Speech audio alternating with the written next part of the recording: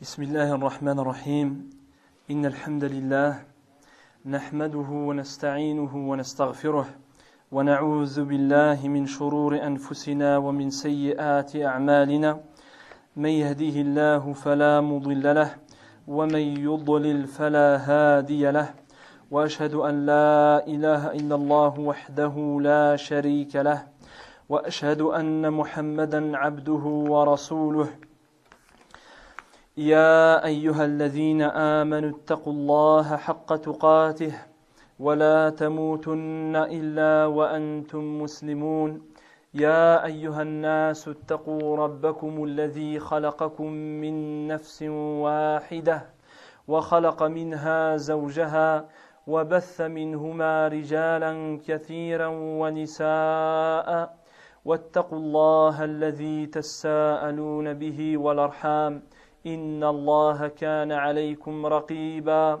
يا أيها الذين آمنوا اتقوا الله وقولوا قولا سديدا يصلح لكم أعمالكم ويغفر لكم ذنوبكم ومن يطع الله ورسوله فقد فاز فوزا عظيما أما بعد فإن أصدق الحديث كلام الله عز وجل وخير الهدي هدي محمد صلى الله عليه وسلم وشر الأمور محدثاتها وكل محدثة بدعة وكل بدعة ضلالة وكل ضلالة في النار أما بعد فلا زلنا مع الحديث عن نساء نبي هذه الأمة رضي الله تعالى عنهن اللواتي هن أمهات المؤمنين. Donc nous continuons d'évoquer la narration des femmes de notre prophète alayhi salatu wassalam, qui sont les mères des croyants. وقد ذكرنا في الجمعة الماضية الحديث عن أم سلمة أم المؤمنين زوج النبي عليه الصلاة وأزكى التسليم. La semaine dernière, nous avions évoqué Salama, l'épouse du prophète alayhi salatu wassalam. وحديثنا في هذه الليلة إن شاء الله تعالى سيكون أولا عن أم المؤمنين زينب بنت جحش، عن أم المؤمنين زوج النبي عليه الصلاة والسلام زينب بنت جحش.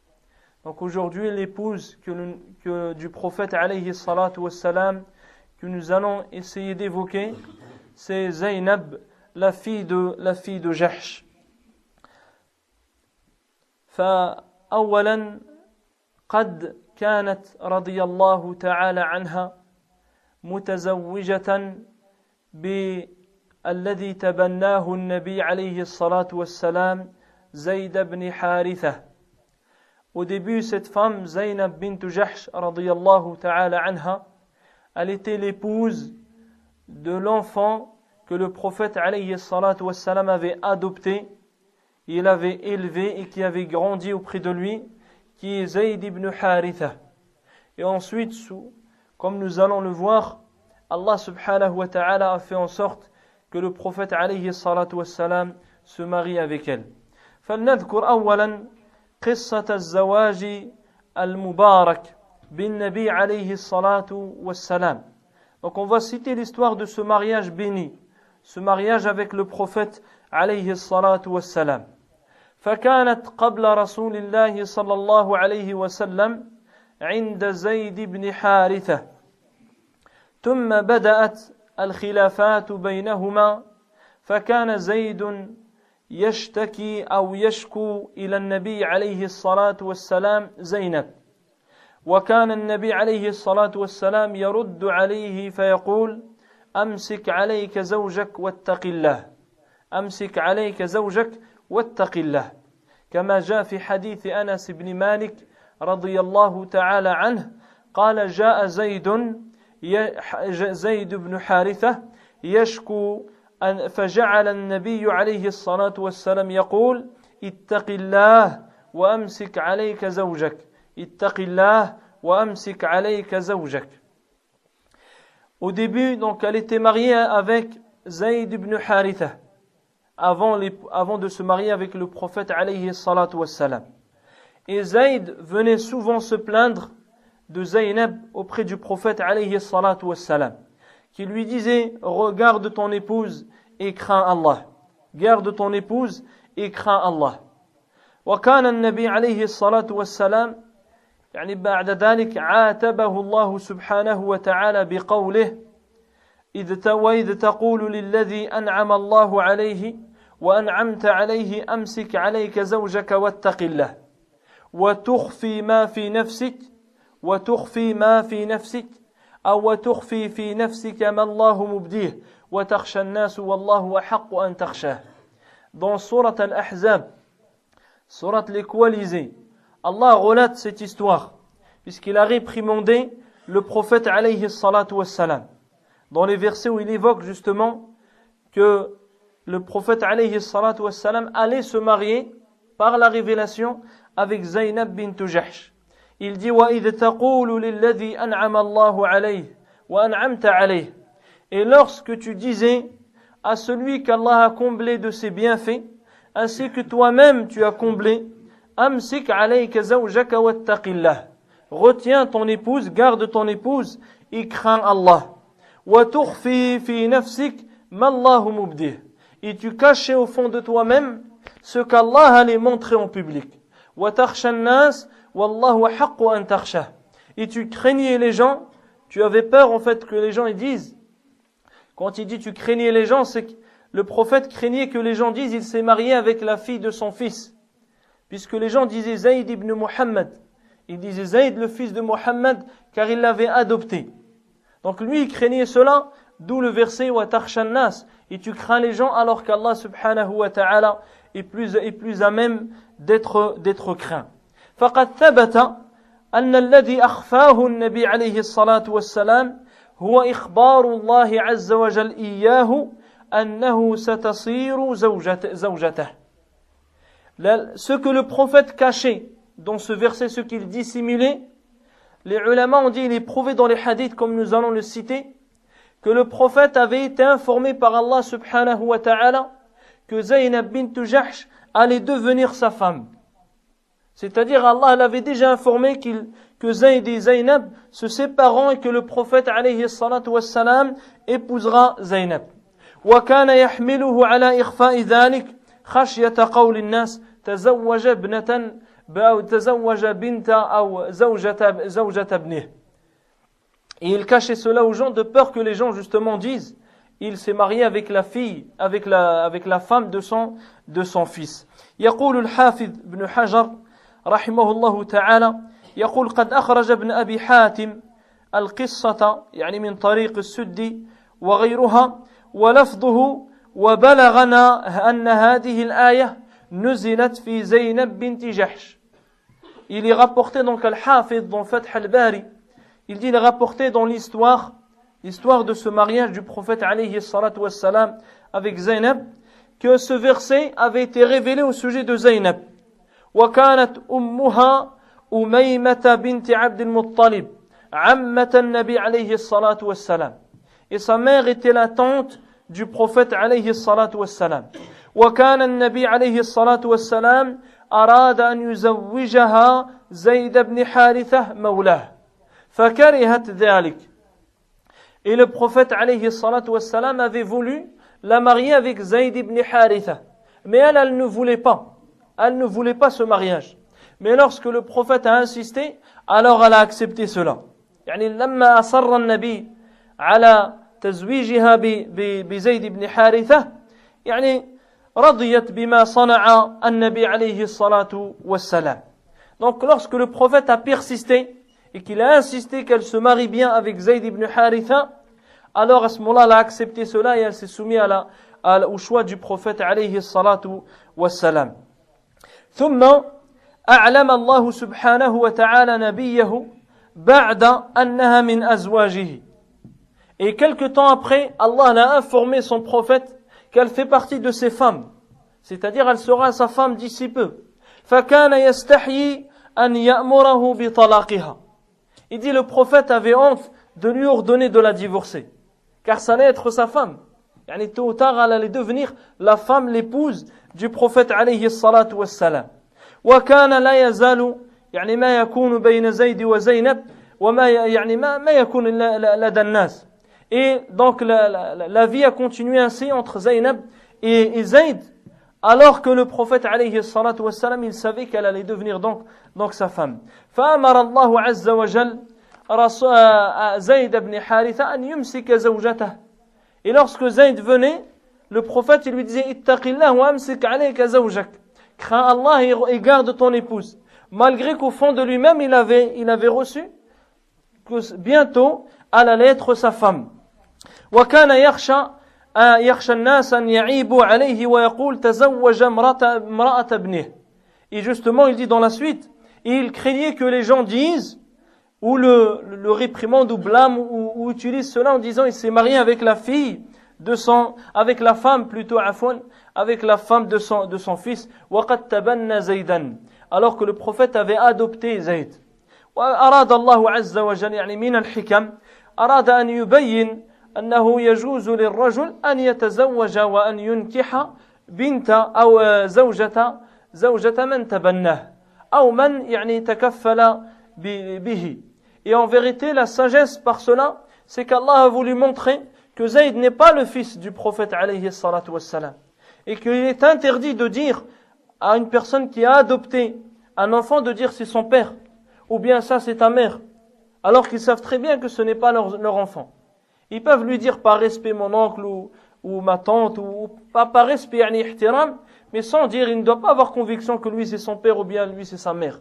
Allah Azza wa Jalla yaqul ud'uuhum li abaihim huwa aqsatu 'inda Allah.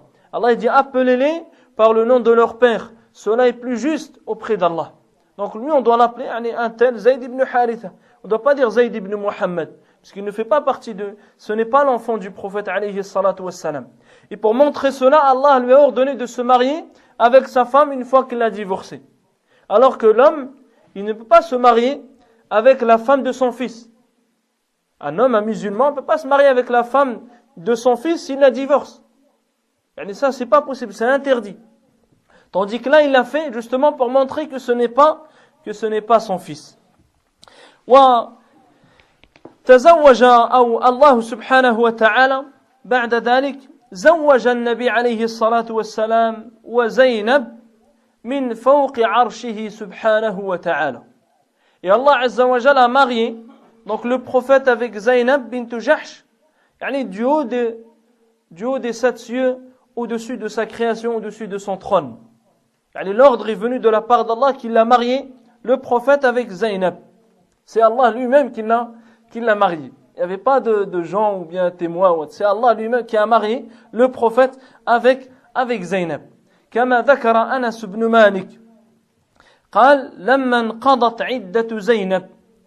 Anas ibn Malik, il dit là, à la fin de la période de Zaynab, la période que la femme observe après le divorce, c'est-à-dire une période où elle ne peut pas se marier, une période de 3 menstrues en général.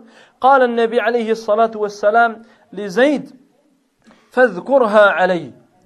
Le prophète a ordonné à Zayd de la citer يعني pour lui, d'aller de l'évoquer pour que le prophète se marie avec elle.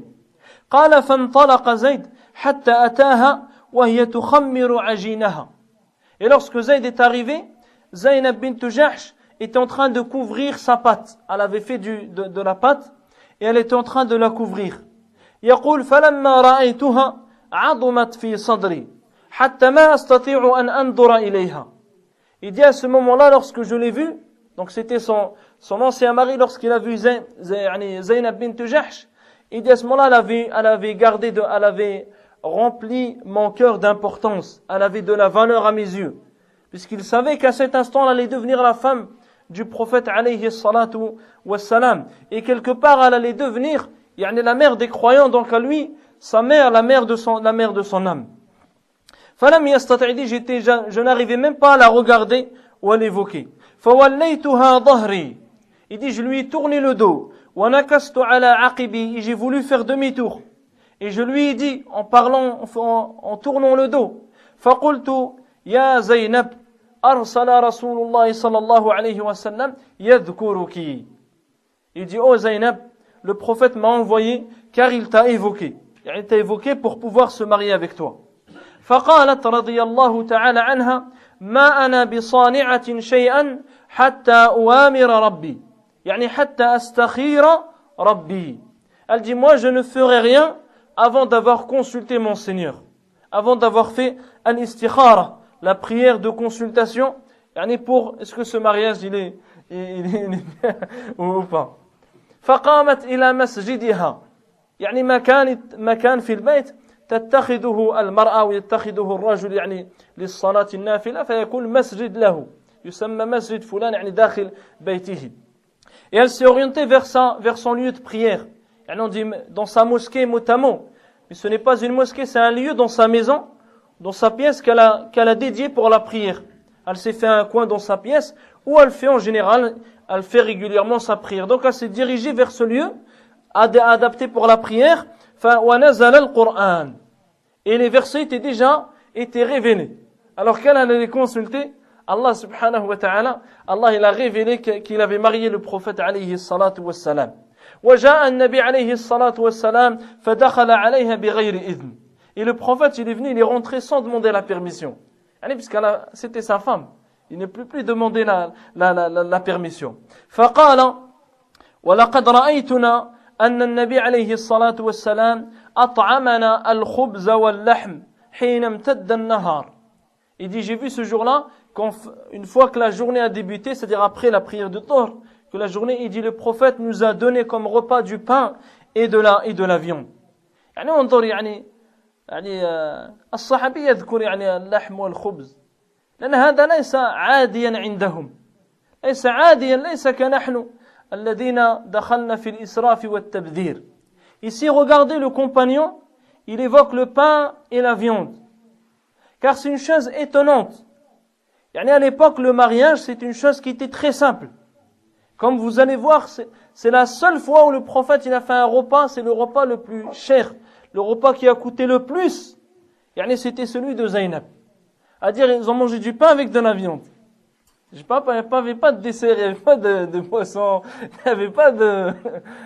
Que dire alors? Parfois, il a fait avec des dattes et du lait. Et nous, dans notre époque, il y a des gens, parfois, ils peuvent se marier, ils veulent se marier, et les gens, ils leur mettent des barrières.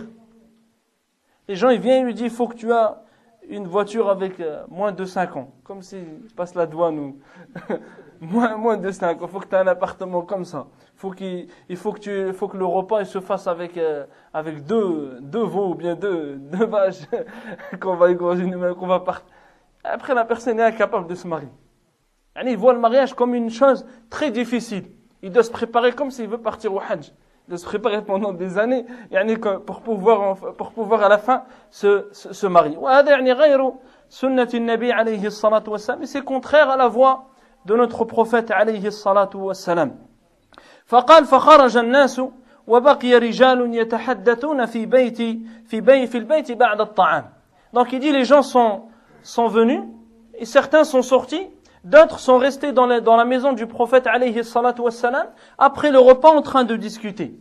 قال فخرج النبي عليه الصلاة والسلام واتبعته فجعل يتتبع حجر نسائه يسلم عليهن. Et il dit, je l'ai suivi, le prophète faisait les pièces de ses femmes, c'est-à-dire les chambres ou les maisons, c'était des pièces, les pièces de ces femmes, en leur passant le salam. وَيَقُلْنَا يَا رَسُولَ اللَّهِ كَيْفَ وَجَدْتَ أَهْلَكَ. Et ces femmes disaient, comment tu as trouvé ta nouvelle femme? فالنبي عليه الصلاة والسلام يخبرهن. Et le prophète, il discutait donc avec ces femmes. يقول أنس فما أدري أنا أخبرته أن القوم قد خرجوا أو أخبرني. Il dit, je ne me souviens plus si je l'ai informé que les gens étaient sortis, avaient terminé le repas, ou bien c'est lui qui m'a informé. فانطلق حتى دخل البيت. Il dit, il est parti jusqu'à arriver à la maison. فذهبت أدخل معه. Et j'ai voulu rentrer avec lui. فألقى الستر بيني وبينه. Et il a mis un voile entre moi et lui. كذلك بالمناسبة أنزل الله سبحانه وتعالى نزول الحجاب وفرق بين الرجال وبين النساء. Et à ce moment-là également, c'est le moment où Allah il a révélé le voile. Il a révélé la séparation, la distinction entre les hommes d'un côté et les femmes. Donc quand il est venu, ce compagnon, quand il a voulu rentrer, la révélation vient, le prophète il a appliqué. Il n'a pas dit, enfin, je ne sais pas, ça va être difficile, on va se disputer, les gens ne vont pas accepter. Il y en a, ils sont habitués, ils ont toujours fait comme ça. Comme on entend chez les musulmans, tu dis ça, il faut pas faire la mixité dans ton mari, tu dis, ouais, mais ça va faire une grande vitesse. Si je le dis, ou si, on doit cacher notre religion, alors qu'on discute avec des musulmans, il faut qu'on leur dise, avec sagesse, avec douceur, on leur explique les raisons, et qu'on n'est pas mieux que notre prophète, alayhi salatu wassalam. Ce compagnon, il dit, le prophète, il a mis le voile. Il a mis le voile entre moi et lui. وَنُزِلَ الْحِجَابِ وَقَالْ وَوَعَضَ الْقَوْمِ بِمَا وُعِضَ بِهِ. Et ensuite, il a exhorté les gens par l'exhortation justement liée au voile. وزاد يعني أحد الرواة في حديثه جاءت الآية. Un autre narrateur a cité justement le verset. يا أيها الذين آمنوا لا تدخلوا بيوت النبي إلا أن يؤذن لكم إلى طعام غير ناظرين إناه. Ô vous qui avez la foi, ne pénétrez pas les maisons du prophète, sauf s'il vous en donne permission ou invitation à un repas, sans venir trop tôt pour attendre la préparation du repas.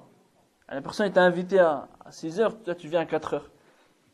T'arrives les gens de la maison et toi t'attends comme ça, tu deviens une jeune. Sans attendre la préparation du repas. Et ni non plus venir après. Les gens ont dit 6 heures, lui il vient, il dit ouais c'est toujours en retard, il vient à 9 heures.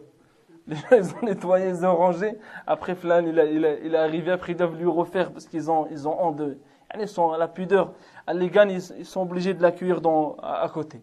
حتى ختم الله عز وجل الآية والله لا يستحيي من الحق. Allah n'a pas honte ou de dire là, de prononcer la vérité. فبعد ذلك يعني تزوجت بالنبي عليه الصلاة والسلام وهذا يدل على فضلها لأن الله عز وجل من فوق عرشه سبحانه وتعالى يعني زوجها بل كانت هي تفتخر يعني كان ذلك مفخر لها وتفتخر به. Donc le fait qu'Allah lui-même au-dessus de sa création يعني طبعا الله عز وجل عندنا أن الله سبحانه وتعالى مستو على عرشه استواء يليق بجلاله لا نكيف ولا نمثل ولا نعطل ولا ندخل في هذه الأمور بل نقول الله مستو على عرشه بائن من خلقه سبحانه وتعالى كما قال الرحمن على العرش استوى ثم استوى على العرش. Bien sûr quand on dit Allah dans notre croyance, Allah Azza wa Jalla il s'est élevé au-dessus de sa création, au-dessus de son trône qui est la plus grande créature parmi les créatures d'Allah subhanahu wa ta'ala. Et on ne rentre pas dans les détails, on recherche pas le comment, le pourquoi, le ceci. On dit comme Allah il a dit. Allah il dit dans le verset Ar-Rahman ala al-Arsh istawa. Le tout clément s'est élevé au-dessus de son trône. Dans d'innombrables versets il dit Thumma istawa ala al-Arsh. Ensuite il s'est élevé au-dessus de son trône. Et donc au-dessus de son trône, Allah il a marié Zaynab bint Jahsh avec le prophète alayhi salatu wassalam. Et elle se vantait de cela après. Plus tard c'était un mérite, c'était une valeur, c'était une façon de se distinguer parmi les autres femmes du prophète alayhi salatu wassalam. يقول أنس رضي الله تعالى عنه يقول كان زيد بن حارثة يشكو النبي عليه الصلاة والسلام يشكو للنبي عليه الصلاة والسلام فيقول له اتق الله وأمسك عليك زوجك. Donc dans le hadith également, lorsque Zayd venait et que le prophète à chaque fois lui disait crains Allah et garde ton épouse, يقول أنس لو كان النبي عليه الصلاة والسلام كاتما شيئا لكتم هذه. Il dit si le prophète devait cacher, dissimuler une chose sans jamais la montrer, alors il aurait dissimulé cette chose-là.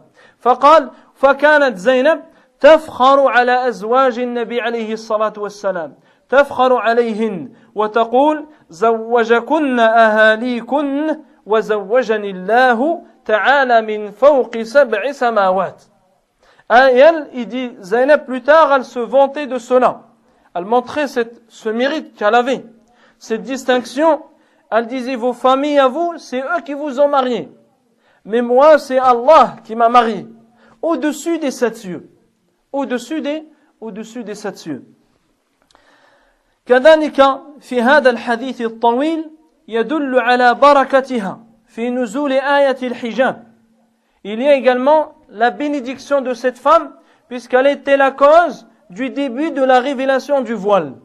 Du début de la révélation ou du verset, yani du voile pour les femmes du prophète, pour les femmes des croyants. يقول الله عز وجل يا أيها النبي قل لأزواجك وبناتك ونساء المؤمنين يدنين عليهن من جلابيبهن ذلك أدنى أن يعرفن فلا يؤذين. Dans le verset, Allah subhanahu wa ta'ala, il dit: ô prophète, ordonne à tes femmes, à tes filles, aux femmes des croyants de rabattre sur elles leur grand voile. Cela est meilleur pour elles et elles seront plus reconnaissables. À l'époque, les gens de l'Jahiliyyah, lorsqu'ils voyaient une femme qui n'était pas voilée, c'était une femme avec laquelle ils pouvaient l'insulter ou ils pouvaient la toucher ou bien ils pouvaient faire des choses. C'était dans le Jahiliyyah. Et lorsqu'ils voyaient une femme, afin qu'elle soit reconnaissable, lorsqu'ils voyaient une femme qui était voilée, alors ils pensaient qu'elle, même si elle serait mauvaise entre guillemets au fond d'elle, le fait qu'elle soit voilée, les gens elle était préservée de leur mal. Les gens ils respectaient la femme qui avait un voile. Et également, il est cité que lorsque ce verset a été révélé, il concernait les femmes lorsqu'elles allaient faire leurs besoins. Puisqu'à l'époque, il n'y a pas de toilette. Les femmes partaient au loin, donc elles devaient à un moment ou à un autre se découvrir. Et il y avait certains gens, donc qui étaient mauvais, ils allaient pour guetter les femmes, sauf les femmes qui avaient justement le voile. Quand ils voyaient une femme qui était voilée et qui partait, personne n'osait aller regarder cette femme. Donc c'était un moyen également de se préserver. Al-Hadda, c'est aussi une raison, c'est une cause qui reste même dans notre époque. En général, bien sûr, peut-être pas ici, puisqu'on est, mais en général, quand on est dans un pays musulman, les gens ils voient une femme qui est voilée, en général, les gens ils respectent cette femme-là. Les gens ils baissent le regard, ils la laissent passer, ils lui font respect. Tandis qu'une autre femme, les gens vont discuter avec elle, ils vont l'insulter, ils vont la pousser, ils vont discuter avec elle comme si c'était un homme, ou bien ils vont pas faire de distinction. Tandis qu'une femme qui est voilée, ils vont tout de suite baisser le regard, ils vont lui faire le passage, ils vont l'aider ou autre. Et ça, alhamdoulilah, c'est une chose qui est citée justement dans le verset. يقول أنس نزلت آية الحجاب في زينب بنت جحش. Il dit le verset du voile a été révélé au sujet de Zaynab bint Jahsh, puisque la première application, c'est après son mariage. C'est-à-dire les gens avant, ils pouvaient rentrer chez le prophète. Mais lorsqu'il s'est marié avec Zaynab, Allah il a révélé le voile. À ce moment-là, le prophète, il a mis le voile entre lui et les gens. وَأَطْعَمَ عَلَيْهِ يَوْمَئِذٍ خُبْزًا وَلَحْمًا. Et il dit ce jour-là, le prophète a donné comme nourriture du pain et de la viande. وكانت تفخر على نساء النبي عليه الصلاة والسلام وتقول إن الله أنكحني في السماء. Et elle se vantait auprès des autres femmes du prophète en disant: Allah m'a marié dans les cieux. Allah m'a marié dans les cieux. كذلك أن النبي عليه الصلاة والسلام لم يولم على أحد يعني من نسائه ما أولم على زينب. Jamais également ce qui montre une des valeurs de cette femme, une de ses distinctions, c'est que jamais le prophète il n'a fait une walima aussi importante que celle par rapport à celle qu'il a faite à Zaynab par rapport aux autres femmes qu'il a épousées. يقول ثابت لما ذكر تزويج زينب بنت جحش يقول ما رأيت النبي عليه الصلاة والسلام أولم على أحد من نسائه ما أولم عليها أولم بشاة. Il dit, je n'ai pas vu le prophète alayhi salatu wassalam faire une walima, un repas de noces, comme il l'a fait pour Zaynab par rapport aux autres femmes, car ce jour-là, il a sacrifié un mouton. Il a sacrifié des veaux et des... Après, la personne, il est endetté pendant 3 ans. Il doit rembourser le mariage qu'il a payé. كذلك كانت لديها منزلة عند النبي عليه الصلاة والسلام. Et elle avait une place, une valeur auprès du prophète عليه الصلاة والسلام. تقول عائشة كان النبي عليه الصلاة والسلام يشرب عسلا عند زينب بنت جحش ويمكث عندها. Elle disait Aïcha radiyallahu ta'ala anha, le prophète avait l'habitude de passer chez Zaynab et de boire du miel. Il restait chez elle et il buvait du miel et il passait un temps. فواطأنا أنا وحفصة على أيتنا دخل عليها فلتقل له أكلت مغافير. Et elle dit, moi et Hafsa, on s'est mis d'accord. Lorsqu'il va venir, lorsqu'il reviendra, s'il vient chez Aïcha ou bien chez Hafsa, l'une de nous doit lui dire, est-ce que tu as mangé? C'est une genre de gomme qui est extraite d'un arbre, maghafir, et qui a une odeur. Donc qu'elle lui dit cela, par jalousie, car elle savait qu'il passait le temps justement chez Zaynab et il buvait du miel. فقالت إني أجد منك ريحة. Elle lui disait, je ressens toi l'odeur de maghafir, donc de la gomme de maghafir. قال لا ولكني كنت أشرب عسلا عند زينب. Il dit non, j'ai pas mangé mais j'étais auprès de Zaynab et je buvais du miel. فلن أعود له وقد حلفت على ذلك لا تخبري بذلك أحدا. Il dit à partir de maintenant je ne vais plus refaire cela. Je viens d'en prêter serment. Je viens à l'instant de le décider, de jurer pour cela.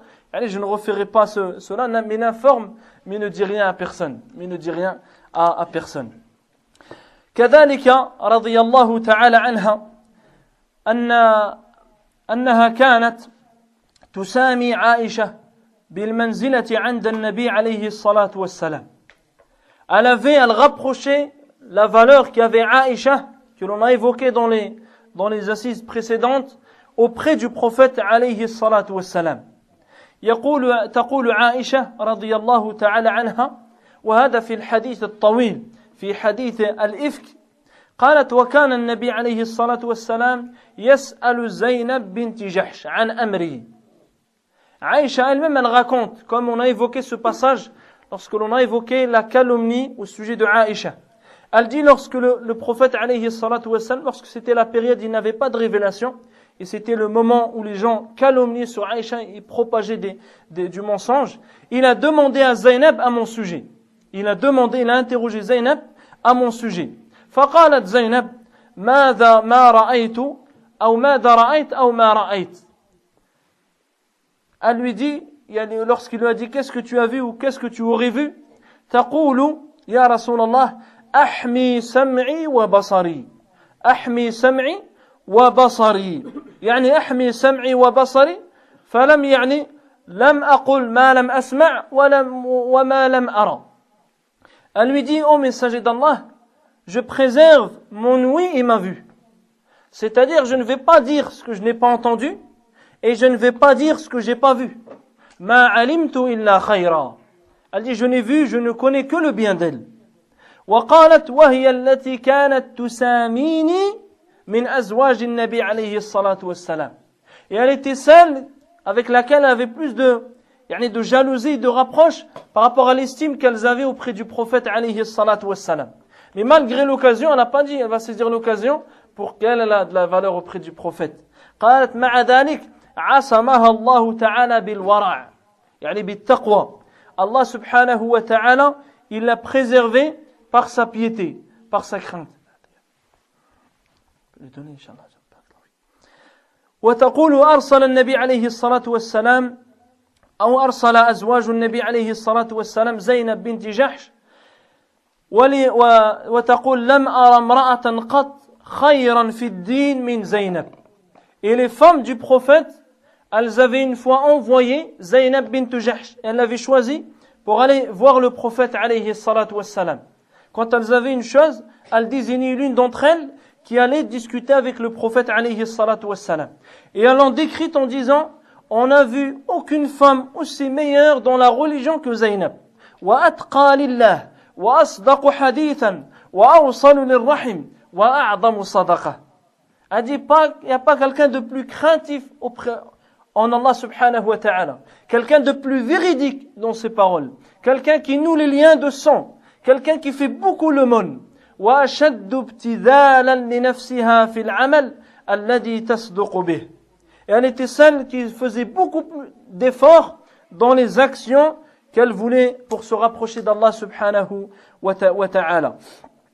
إلا ما عدا ثورة من حدة. Elle dit sauf une seule chose. ثورة من حدة الحدة هي ما يعتري الإنسان عند الغضب. أنه تغضب بسرعة. Elle dit sauf une chose, c'est qu'elle se mettait très vite en colère. Elle était pieuse, elle craignait Allah, elle est véridique, mais si tu la mets en colère, elle se mettait directement, elle se mettait très rapidement en colère. وكانت فيها تسرع منها الفئة سريعا ما ترجع أيضا. Mais également lorsqu'elle se mettait en colère et qu'on lui rappelait, tout de suite elle se reprenait. Tout de suite elle revenait.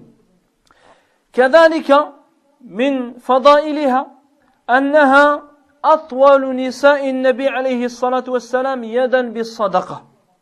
Elle était la femme qui faisait, parmi les femmes du prophète alayhi الصلاة والسلام, celle qui faisait le plus l'aumône. Celle qui faisait le plus l'aumône, الصدقة. قالت عائشة قال النبي عليه الصلاة والسلام أسرعكن لحاقا بي أطولكن يدا. Un jour il leur a dit, celle d'entre vous qui me rejoindra le plus rapidement, c'est-à-dire après la mort, celle qui me rejoindra, c'est celle d'entre vous qui fait le plus d'aumônes. C'est celle qui dépense le plus lillah. فَكُنَّا يَتَطَوَّلْنَ أَيَّتُهُنَّ أَطْوَلُ يَدًا. Et elles se concurrençaient, laquelle d'entre elles était celle qui faisait le plus d'aumônes. فَكَانَتْ أَطْوَلُنَا يَدًا زَيْنَبْ بِنْتُ جَحْشٍ. Et celle qui faisait le plus l'aumône, c'était, elles ont attesté elles-mêmes, Zaynab bint Jahsh. Et on verra qu'elle est morte également, c'était la première femme à mourir, qui a rejoint le prophète, alayhi salatu wassalam. كذلك من في شأنها أنزل الله قرآنا يتلى إلى يوم القيامة في آية الحجاب فإنه ذكر لزينب إلى يوم القيامة. Le fait d'évoquer, le fait qu'Allah ait révélé des versets qui seront récités par toutes les générations depuis l'époque du prophète jusqu'au jour où Allah ôtera son livre vers la fin des temps, à ce moment-là, tout ce temps-là, c'est un rappel de cette histoire avec Zaynab bint Jahsh. Ce qui montre sa valeur, sa place auprès d'Allah subhanahu wa ta'ala. فتوفيت رضي الله تعالى عنها في خلافة عمر رضي الله تعالى عنه سنة 20 وعاشت 53 سنة. Elle est morte à l'époque, la 20e année de l'Hijra, au califat de Omar ibn al-Khattab, et elle a vécu 53 années environ.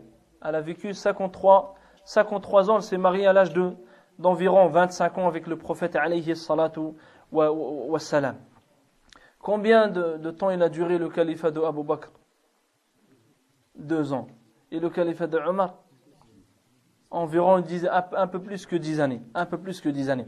فهذه هي زينب بنت جحش. ونذكر بداية الحديث عن أم حبيبة. comme نكتفي بذكر ما صح عن أزواج النبي عليه الصلاة والسلام.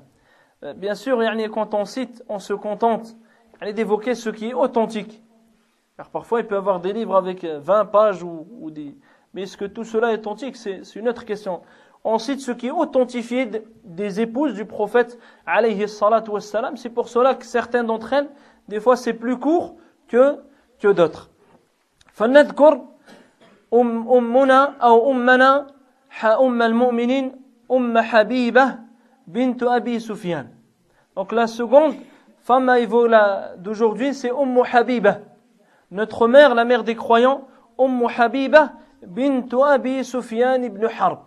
C'est la fille de Abu Sufyan ibn Harb. وهي من بنات عم النبي عليه الصلاة والسلام. وليس في أزواجه من هي أقرب منه نسبا إلا حبيبة. Elle faisait partie des filles, c'est une cousine du prophète alayhi salatu wassalam. Les filles des oncles du prophète alayhi salatu wassalam. Il n'y a pas une femme qui était aussi proche dans la généalogie par rapport au prophète alayhi salatu wassalam que Habiba. وقيل اسمها هند وقيل غير ذلك إلا أن الإمام النووي قال اسمها رملة وقال به الجمهور وهو الصحيح المشهور. Certains ont donné beaucoup de noms de Habiba, parce qu'elle est connue par sa kunya, mais son nom il y a divergence. Certains ont dit c'est Hind, d'autres ont dit d'autres noms. Et l'imam al-Nawawi, il dit son nom c'est Ramlah. C'est Ramlah bint Abi Sufyan. Et c'est ce qui est le plus connu au sein des savants et c'est l'avis de la majorité. Et certains même ont considéré que c'est ce qui est authentique. Wa ummuha Safiya bint Abi al-As ibn Umayyah, ammatu Uthman ibn Affan. Et sa mère, c'est la tante maternelle de Uthman ibn Affan, Safiya bint Abi al-As. وكانت قبل النبي عليه الصلاة والسلام عند عبيد الله بن جحش وولدت له حبيبة وبها كانت تكنى وهاجرت معه إلى الحبشة يعني الهجرة الثانية ثم قيل أنه تنصر هناك ومات عنها على النصرانية وبقيت أم حبيبة رضي الله تعالى عنها على دين الإسلام وأبى الله سبحانه وتعالى لأم حبيبة أن تتنصر فأتم الله عز وجل لها الإسلام والهجرة. Donc cette femme elle était mariée avec Ubaydillah ibn Jahsh. Ils ont eu la fille Habiba, d'où sa kunya Habiba. Elle a fait la seconde émigration vers l'Abyssinie. Ensuite son mari est devenu chrétien en Abyssinie. Il est mort sur le christianisme. Et elle est restée sur l'islam. En faisant l'immigration, elle est restée sur l'islam. Et Allah l'a préservée de devenir chrétienne. Ensuite, plus tard, elle s'est mariée avec le prophète alayhi salatu wassalam. فأم حبيبة كانت تحت عبيد بن جحش فمات بأرض الحبشة فزوجها النجاشي بالنبي عليه الصلاة والسلام وأمهرها عنه ب4,000 وبعث بها إلى النبي عليه الصلاة والسلام مع شريحبيل بن حسنة. Et elle était en Abyssinie quand son mari donc il est décédé et elle donc elle était seule. Et Najashi, le Négus en Abyssinie, c'est lui qui l'a mariée avec le prophète alayhi salatu wassalam. Et c'est lui qui a donné la dot. C'est lui qui avait avancé la date, ensuite il l'a raccompagné, il a demandé à Shurayhabil de la raccompagner, de l'amener au prophète alayhi salatu wassalam.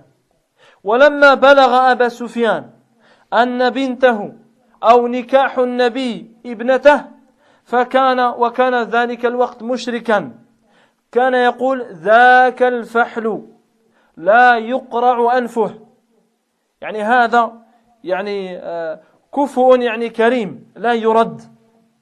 Et lorsque Abu Sufyan, donc son père, qui était à l'époque encore polythéiste, il a été informé que sa fille a été mariée avec le prophète alayhi salatu wassalam, il a dit c'est un noble qu'on ne rejette pas. Et malgré qu'il est polythéiste, il était heureux que sa fille soit mariée avec le prophète alayhi salatu wassalam. Malgré qu'après il va le combattre, il était content qu'elle soit mariée avec le prophète alayhi salatu wassalam. Donc il disait c'est un homme, un bon qu'on ne peut pas rejeter. Qu'on ne peut pas lui dire non, tu te maries pas ou bien prendre non. Il était bien content qu'elle soit mariée avec le prophète alayhi salatu wassalam. فورعها يعني من فضائلها ورعها. Parmi ses mérites, c'est sa piété, sa crainte. Le fait qu'elle soit respectueuse des principes d'Allah subhanahu wa ta'ala et de son prophète. لما دخلت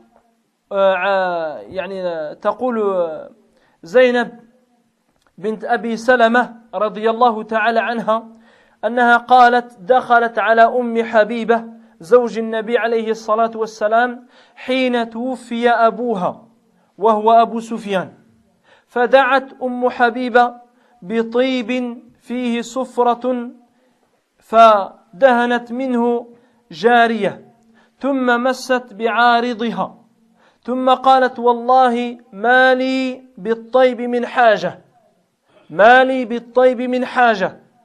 إلا أني سمعت النبي عليه الصلاة والسلام يقول على المنبر لا يحل لامرأة تؤمن بالله واليوم الآخر أن تحد على ميت فوق 3 إلا على زوج 4 أشهر و10. انظر الورع يعني تطبيق الآيات. Elle dit, elle est rentrée donc chez Habiba. Et elle dit, c'était après 3 jours que son père était décédé, Abu Sufyan radiyallahu anhu. Et elle a demandé elle avait pris du genre de parfum qu'elle a touché et qu'elle a mis aussi sur une jeune fille. Et elle a dit, par Allah, je n'ai aucun besoin de me parfumer. Ce n'est pas par besoin, ce n'est pas par envie de me parfumer que j'ai fait cela. Elle dit, mais c'est que j'ai entendu le prophète sallallahu alayhi wa sallam dire sur la chair, c'est-à-dire al-minbar, il n'est pas permis à une femme qui croit en Allah et au jour dernier de faire de se considérer en le mot il m'échappe, après qu'une personne de sa famille décède, elle ne peut pas faire le deuil, barakallahu fik. Elle ne peut pas se considérer en deuil au-delà de 3 jours. Dire une femme, elle perd son fils. Une femme, elle perd sa fille. Une femme, elle perd son père. Elle perd sa mère. Elle ne doit pas faire le deuil au-delà de 3 jours. Il dit, sauf son mari. 4 mois et 10 jours. Dire, si son mari, il décède, elle doit être en deuil pendant 4 mois et 10 jours. Mais pour toutes les autres personnes, c'est maximum 3 jours. Elle dit au-delà de 3 jours, elle a mis le parfum, car une femme qui est en deuil n'a pas le droit de se parfumer. Elle a mis le parfum pour marquer justement qu'elle a obéi à Allah et à son messager.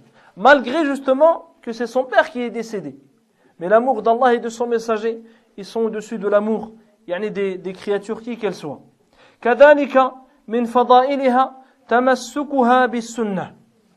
Parmi ses mérites, qu'elle se cramponnait à la sunna du prophète alayhi salatu wassalam. تقول حبيبة سمعت النبي عليه الصلاة والسلام يقول من صلى 12 ركعة في يوم وليلة بني له بهن بيت في الجنة. Elle dit, j'ai entendu le prophète alayhi salatu wassalam dire, celui qui prie 12 unités de prière dans la journée et la nuit, c'est-à-dire rawatib, c'est les prières surrogatoires qui accompagnent les prières obligatoires, on lui construira une demeure au paradis. قالت حبيبة فما تركتهن منذ سمعتهن من رسول الله صلى الله عليه وسلم. Elle dit, depuis que j'ai entendu ce hadith de la bouche du prophète alayhi salatu wassalam, je ne les ai jamais délaissés. Je ne les ai jamais délaissés. ونكتفي بهذا نسأل الله سبحانه وتعالى العلم النافع والعمل الصالح إنه ولي ذلك والقادر عليه سبحانك اللهم وبحمدك أشهد أن لا إله إلا أنت أستغفرك وأتوب إليك وآخر دعوانا أن الحمد لله رب العالمين.